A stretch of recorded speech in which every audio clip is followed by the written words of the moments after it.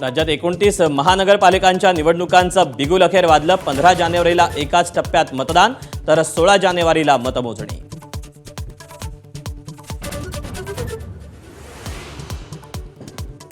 जिल्हा परिषदेच्या निवडणुका 31 जानेवारीच्या आधी घेण्याचा प्रयत्न। निवडणूक आयुक्त दिनेश वाघमारे यांची घोषणा।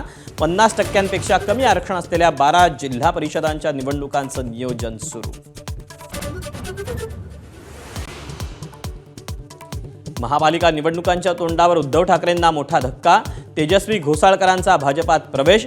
मुलाचे कान धरू शकलो असतो, सुनबाईचे नाही, विनोद घोसाळकर भावुक।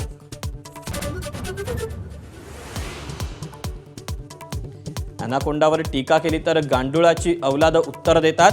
उद्धव ठाकरेंची भाजप आणि शिंदेंवर टीका तर तुम्ही आयत्या बिळावरचे नागोबा, आशिष शेलारांचं प्रत्युत्तर।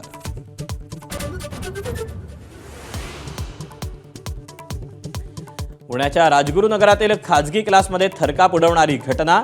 10वीच्या मुलाची मित्राकडूनच गळा चिरून हत्या। हल्लेखोर विद्यार्थी फरार।